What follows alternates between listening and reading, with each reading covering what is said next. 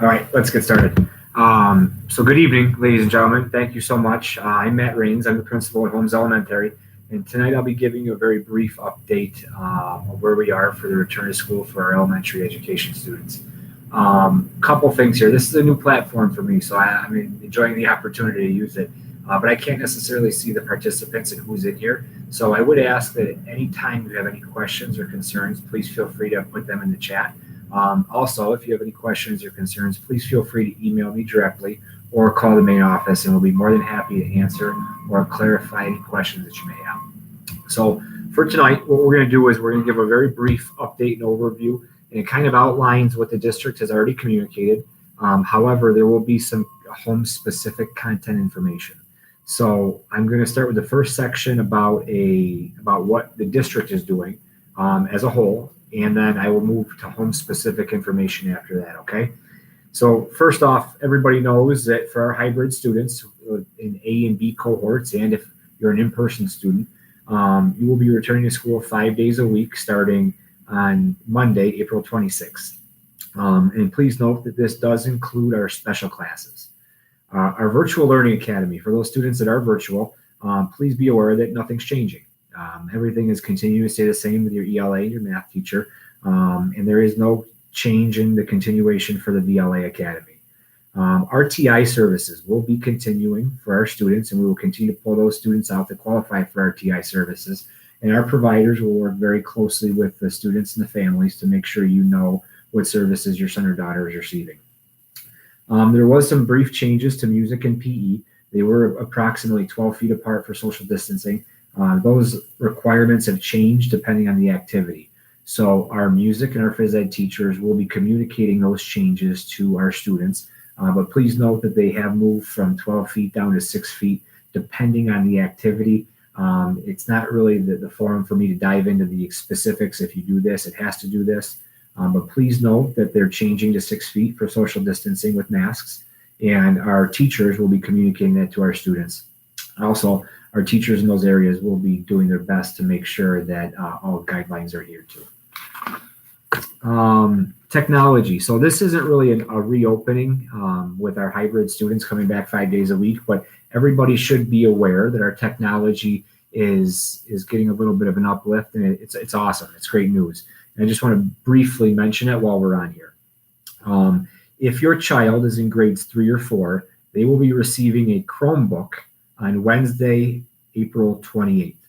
And what we're asking all of our students, K through 4, no matter what grade you're in, we're asking that all iPads that you have come back into school on Wednesday the 28th.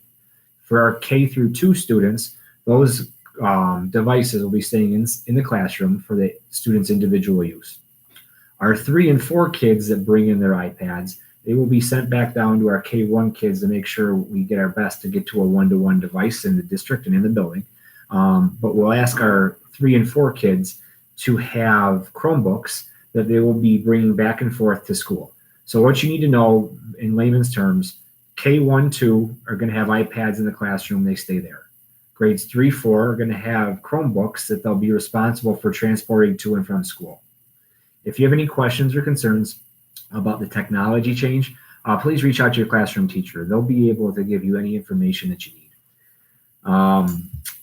Also, transportation. So now we're switching back. Now we're switching back to returning to school hybrid students 5 days a week. Transportation is continuing to follow the New York State guidance and follow it wherever possible to make sure they adhere to any changes in social distancing on buses. If you have questions about where your child sits on the bus, please feel free to direct those to me or to our Director of Transportation, his office. Also, please note that the district is continuing to closely monitor airflow and ventilation. With the weather warming up, we're hoping that we can open some windows and get good airflow. But please rest assured that all of our buildings have the highest of quality of air filtration, and we do have a very safe environment with airflow and air filtration. Also, parents need to know if your student is coming back 5 days a week. I'm going to talk more about this in the presentation to come. And the district has outlined this very, very clearly. We're shifting our social distancing in classrooms for instruction from 6 to 3 feet. Now, we are following CDC guidance and guidelines, and everybody needs to know that we're following those to a T. But the district made it very clear, and I need to make sure parents know this, and I made sure the staff at Holmes know this, that when we move from 6 feet to 3 feet, we're good. We're safe. It's good. We're operating in good faith. However, the close contact and quarantining has not changed. So the parameters that we're operating by are if you are within 6 feet for 10 consecutive minutes, you could be deemed and you will be deemed a close contact and you would have to quarantine.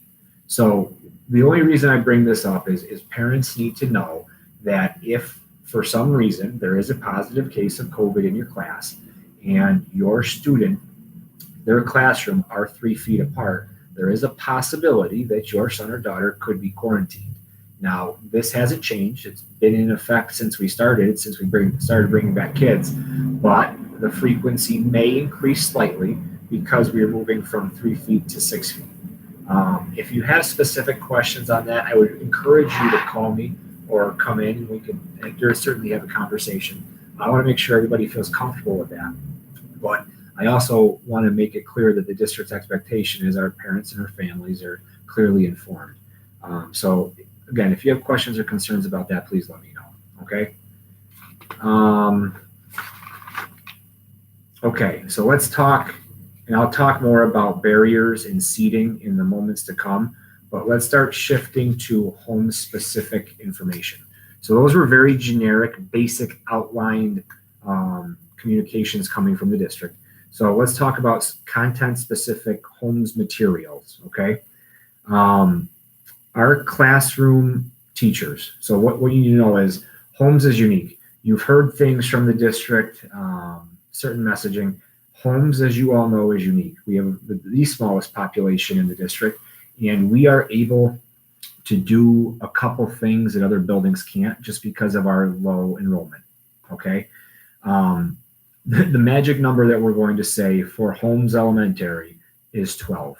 If there are 12 kids in a classroom, we are going to sit 6 feet apart, which that kind of mitigates the contact tracing and it mitigates our breakfast and our lunch. And I'll talk more about that in the moments to come. But the magic number is 12. So I've given the directive to our teachers that if you have 12 students hybrid, you can sit 6 feet apart. Our classrooms are big enough where you can sit 6 feet apart and students can have mask breaks and they can eat in their classroom 6 feet apart. It's no big deal. With the changing guidance, it says if you cannot maintain 6 feet of social distancing, you have to eat somewhere else. So you just heard me talk about some of our classrooms are going to 3 feet apart for social distancing. So the magic number at Holmes is 13. If there are 13 kids in a class, I am asking our teachers that they sit 3 feet apart. And what they will do is, as our class sizes grow over 13, the kids will sit 3 feet apart with a mask on for instruction. And I will talk more in a couple minutes about the transitions for breakfast and lunch. But I just want to let you know that our classroom teachers, if there are 13 kids or more, they will be sitting 3 feet apart. Okay. Now, you also need to know that our polycarbonate shields that we've put up for our students, they are coming down. The CDC has released guidance saying that the polycarbonate shields have been found to be cumbersome with airflow and the filtration of air. So as a district, we have decided to make sure that we follow and adhere to the CDC guidelines at all times. And it was explained to me, and it made very logical sense, that we're not going to pick and choose what we want to do. We're going to follow the CDC guidance to a T. And that's what our district is doing across all of our buildings in the district. So the polycarbonate shields the kids have sat behind, they're coming down. They will come down at the close of business on Friday the 23rd. So when our kids come in on Monday the 26th, there will be no polycarbonate, and their desks will be either 3 or 6 feet apart, dependent on the number of kids they have hybrid in their classroom. Like I said, 12 or less, they'll be 6 feet, 13 or more, they'll be 3 feet, okay? We will also maintain, where possible, 6 feet of social distancing for transitions. So when kids come into the school, when kids are walking in the hall, when kids are using the lavatories, we will maintain 6 feet of social distancing. When kids are eating, we will maintain 6 feet of social distancing. Also, anytime a teacher has a mask break, they will have 6 feet of social distancing. Okay. So I know I threw out a lot of information there about social distancing, polycarbonate masks, and I'm going to pause for a minute and I'm going to allow anybody to type any questions they have into the chat. And if anything pops up, I'll be more than happy to answer it live. So I'll take a 15 to 20-second break. And please, if you have any questions, feel free to type them in for everybody.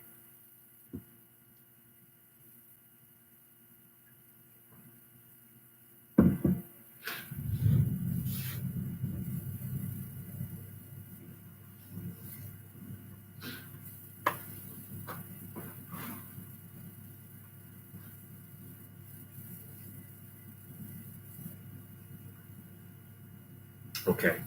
So again, I'll emphasize throughout the entire presentation, if you do have questions or concerns, please reach out to your teacher. Please reach out to myself. I'll be more than happy to have a conversation about anything. So that kind of covers classrooms in the instructional space. Okay. For Holmes, you need to know that our specials are switching. It's not something that our parents need to worry about. It's not something you need to kind of wrap your head around, but I just want to make sure that you know our specials are switching. We're following the same hybrid schedule, but instead of having PE for our kiddos 4 days a week when they come in, they're going to drop down to 3 days a week, which is New York State guidance. So the New York State says all kids in elementary school have to have phys ed at least 3 days a week, and we are going to adhere to that. So our schedule will accommodate for phys ed 3 days a week, and they will receive whatever block special they're in, whether it's art, music, science, or library.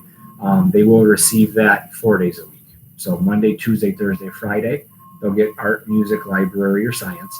And then either Monday, Tuesday, Wednesday, or Wednesday, Thursday, Friday, they'll receive phys ed.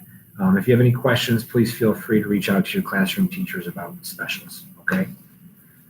So now let's talk about home-specific information for the following topics. We're going to talk about arrival, breakfast, lunch, and dismissal, and how it relates specifically to homes, okay? So our arrival procedures, again, please note that Holmes is unique. Holmes is specific with our small population. Our arrival and dismissal procedures aren't necessarily going to change a whole heck of a lot just because of our sheer size. We are still going to ask that parents, when you drop off your students, please drop them off in our parent lane, and the students can walk through door one.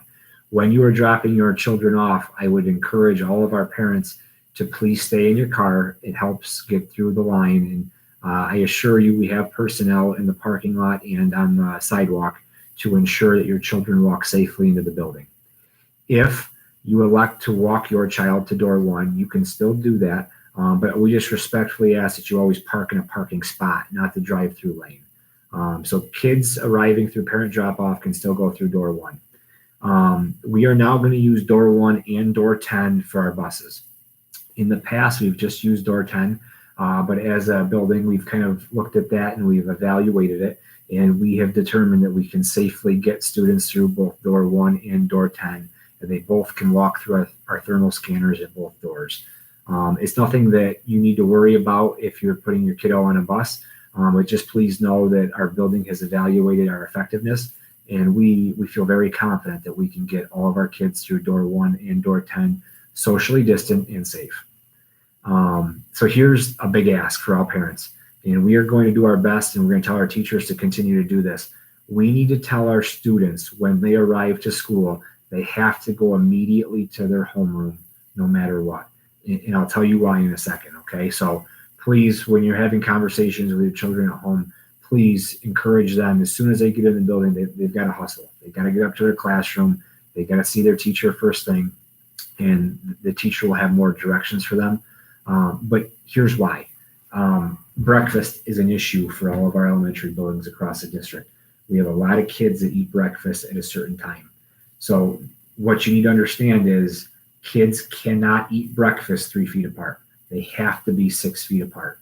So our classrooms, going back to our classrooms at Holmes, if your magic number is 12 or below, you're good to go. And you can eat breakfast in your classroom because you're 6 feet apart. We do have classrooms, however, that have more than 13 students in them, hybrid. And those those classrooms that are 13 or more, that are sitting 3 feet apart, they cannot eat together. So what we've done, we've created 2 breakfast eating sessions. One session will be from 9:10 to 9:25, and then we'll have a 5-minute break in between for sanitation. And then we have our second session from 9:30 to 9:45. Now we've played with that because what everybody needs to wrap their head around is we have specials that start at 9:30, and you can't eat breakfast till 9:25 if you're a kindergartner, and then expect to get to your special on time at 9:30. So just so you know, your breakfast session time may change. Our teachers will communicate it. The kids will know. The only thing the kids and the parents have to know is once you walk in our doors, get to your classroom as soon as possible. Okay? So with that said, if you're in session 1, you get up. If you have to leave, our teachers are going to denote who stays and who goes. So let's go back to our classrooms that have 13 or more because this is who it's pertinent to. If you have 13 kids or more, you're going to sit in rows 3 feet apart. The teachers are going to denote who goes and who stays every day for breakfast and lunch. And we made the analogy the other day for a Snoopy reference. So teachers can get creative, teachers can get cute with saying who goes and who stays. But just so you know, the example I can give you is if there's 4 rows, every other row, every other column is going to go because the kids have to make sure they're 6 feet in front, 6 feet behind, 6 feet side to side. So the teachers will take care of that. The kids will know. It'll be creative. I have all the confidence in the world that we can do that. So if your child is selected to eat lunch outside of their classroom and eat breakfast outside of their classroom, they will simply have their lunch, have their breakfast in a Ziploc bag, and all they do is they walk down to the cafeteria, they sit down where it's fully supervised, fully clean, they eat, they have a good time, they finish, they throw their garbage away, we sanitize, they go back up to their room. Now, I know it sounds like an easy operation, but there is some logistical barriers that we've worked out. And please rest assured that we'll continue to monitor and evaluate those as we go. But right now, the plan is to have 2 tiered breakfast sessions. We're going to give our kids 15 minutes to eat. There's not going to be a lot of time for socializing. It's just the world that we're living in. The kids have to come down to the cafeteria. They will sit 6 feet apart. We can fit 41 kids in our cafeteria at a time. So they'll eat breakfast in 2 sessions, and we should be good to go. So I know I just threw a lot of information about breakfast, and I dabbled on lunch a little, but lunch is basically the same thing. You don't necessarily need to worry about the logistics of how the kids are going to get the meals, but they will get their meals packaged in a container in their classroom. They walk down to the cafeteria, they sit in a seat, they eat their breakfast. When we say it's time to go, they go back to their classroom. So like I said, I know that I threw a lot of information at you. So again, I'm going to pause for another 30 seconds or a minute. If you have any questions, please feel free to type them in.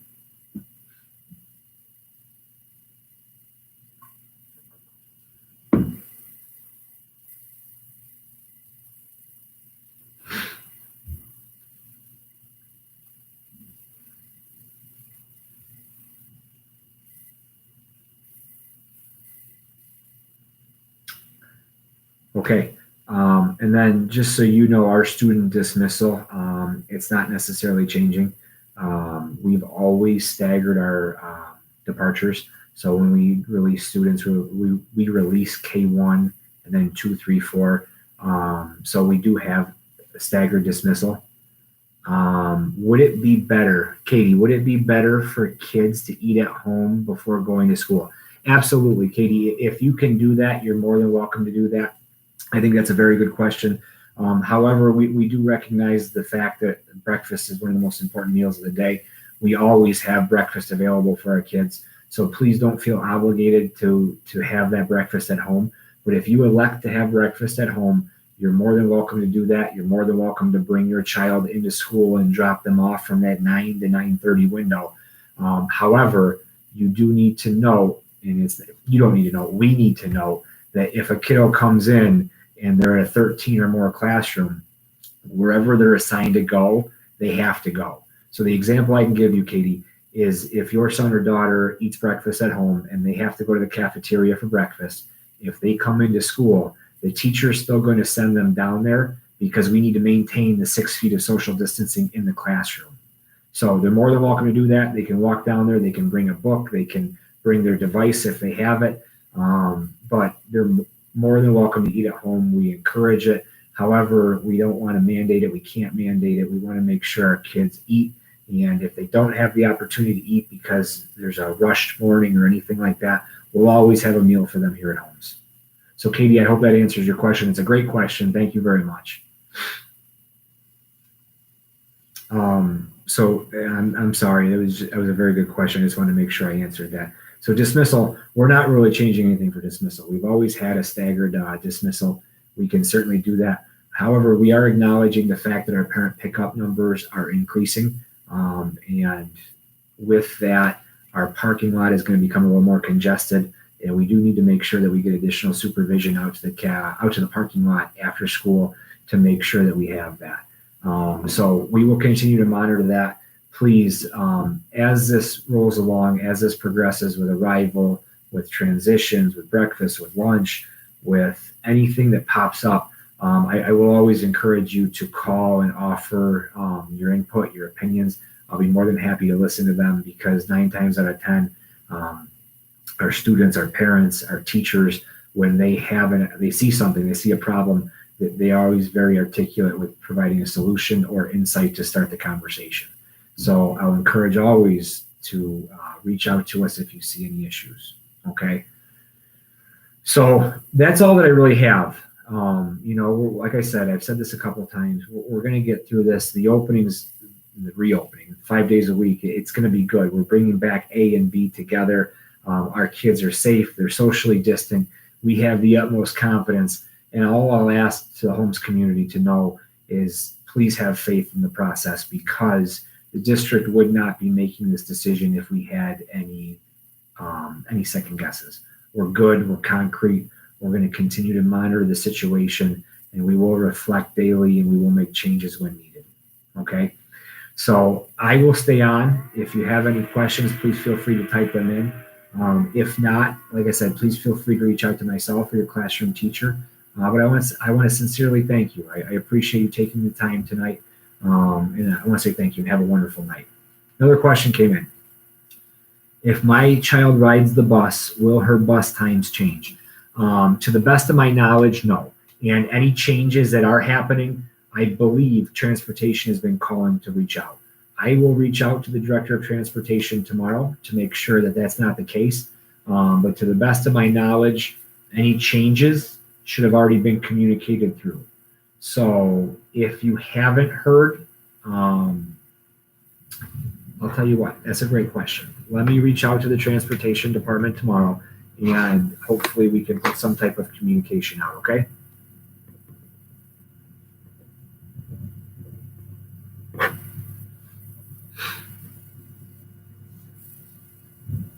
Are there any other questions?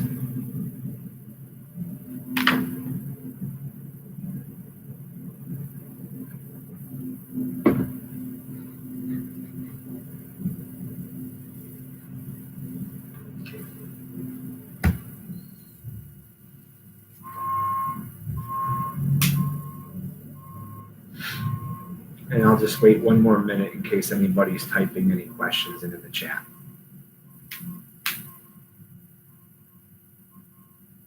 Another question just came in. Will parents be told about what time slot your child has breakfast? I think that's fair, and I think the teacher can certainly communicate that. However, I just want to make sure everybody understands that your breakfast slot, session 1 or session 2, legitimately could change every 4 weeks, depending on if you have a first period special or not. So I think that's a fair question. I think I will ask our teachers to communicate with their families what breakfast slot they're eating in. So hopefully that helps. And let me just write that down real quick. Very good question. Thank you.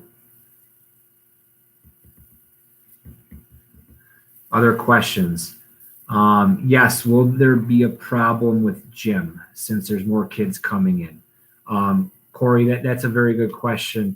No, there will not be. So the distancing guidelines for phys ed have decreased down to 6 feet. At 6 feet, we can legitimately fit a boat ton of kids in the gym. It's so big. I don't know the number off the top of my head. I'm very sorry for that. But we can put a lot of kids in the phys ed space while being socially distant. Also, with warmer weather, our phys ed staff really hopes to get outside as much as possible to increase air, increase ventilation, and to have the kids spread out more. So our phys ed teachers, Mr. Haynes and Ms. Liebler, they're phenomenal. They're on top of their game, and please rest assured they are strictly adhering to those 6 foot guidelines for phys ed. So Corey, I hope that answers the question. If not, please feel free to reach out to me. We can have a further conversation.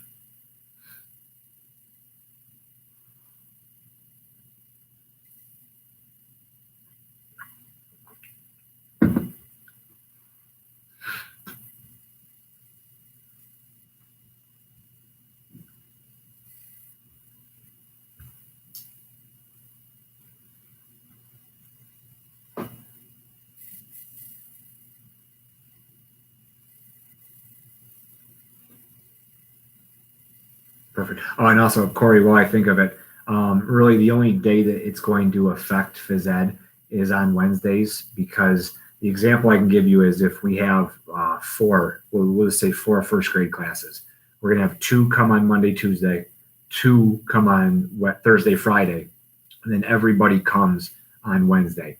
With everybody coming on Wednesday, we can still maximize space and still adhere to the 6 feet social distancing. So on Monday, Tuesday, or Thursday, Friday, the phys ed class isn't increasing.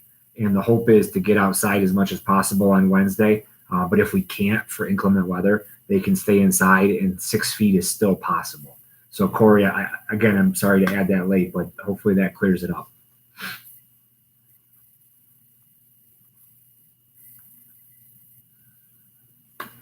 Okay, and if there's any more questions, again, I'll hang out for another minute or two if anybody's typing.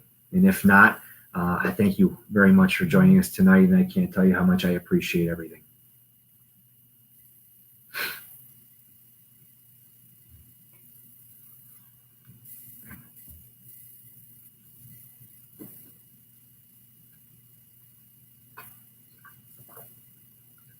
You're welcome, Corey.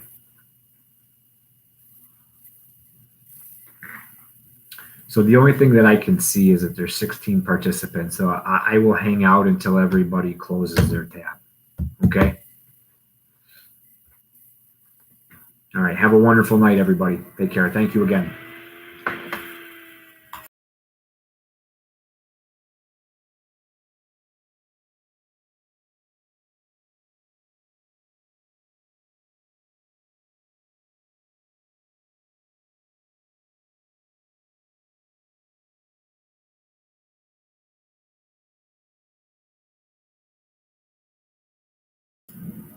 Corey, another great question. You're on fire. I love it. Will there be a graduation for 4th graders? We're looking at it. New York State released new guidance, and it's actually on my desk. We haven't really got to dive into it yet. They've released updated guidance for graduations and ceremonies such as proms, moving up day, stuff like that. So as soon as we know, we will get information out to the families. But please know that the graduation ceremony for 4th graders moving up to 5th grade, it's sacred, and we need to do something to make sure that we honor our kiddos and to make sure that their time is captured and they enjoy it. So we will do something. I don't know what it will be, but we will have to adhere to the guidelines. But I promise you, we will do something to honor our 4th graders and their journey at Holmes. Okay.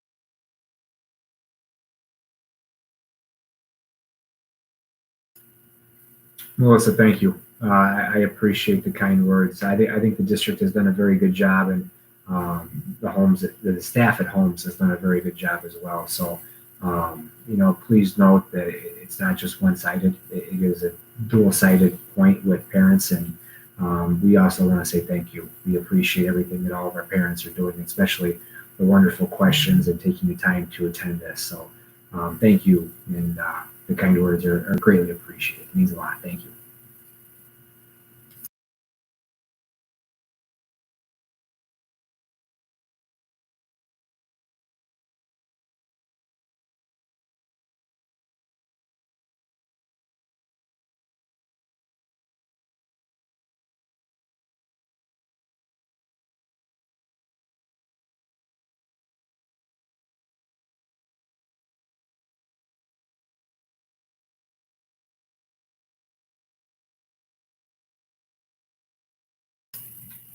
All right, ladies and gentlemen, I'll tell you what, I'm going to go ahead and end the session. Again, thank you so much for participating. Thank you for being here. Thank you for your wonderful, wonderful questions. As always, thank you very much for your partnership. If you have continual questions, again, please call me. Please email me. Please call your teachers. Please email your teachers. We're here for you, and we always will be, okay? So thank you. Have a wonderful night, everybody. I'm going to end the stream now. Take care.